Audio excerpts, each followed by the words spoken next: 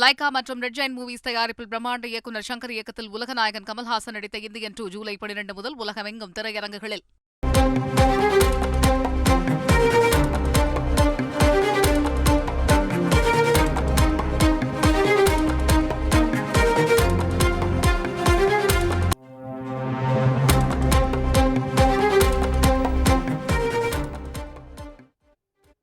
சென்னை மாநகர காவல் ஆணையர் சந்தீப் ராய் ரத்தோர் பணியிட மாற்றம் செய்யப்பட்டிருக்கிறார். முழு விவரங்களை செய்தியாளர் பாஸ்கரிடம் கேட்கலாம். பாஸ்கர், இது தொடர்பான முழு விவரங்களை பதிவு பண்ணுங்க. பாஸ்கர்.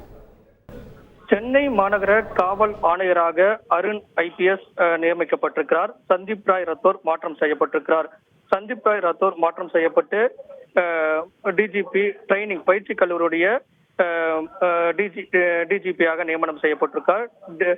டேவிட்சன் தேவ ஆசீர்வாதம் IPS அவர்கள் மாற்றம் செய்யப்பட்டு ADGP லா அண்ட் ஆர்டர் என்ற நிலையில அவர் நியமிக்கப்பட்டிருக்கிறார். தமிழகத்தினுடைய சட்ட ஒழுங்கு ADGP-யாக டேவிட்சன் தேவ ஆசீர்வாதம் நியமனம் செய்யப்பட்டிருக்கிறார். சென்னை மாநகர காவல் ஆணையராக இருந்த சந்தீப் ராய் ரத்தோர் மாற்றம் செய்யப்பட்டு சென்னை மாநகர காவல் ஆணையராக அருண் IPS ADGP அவர்கள் நியமனம் செய்யப்பட்டிருக்கிறார். இது தற்போதைய அறிவிப்பாக உள்ளது. முழு விவரங்களுக்கு நன்றி பாஸ்கரன்.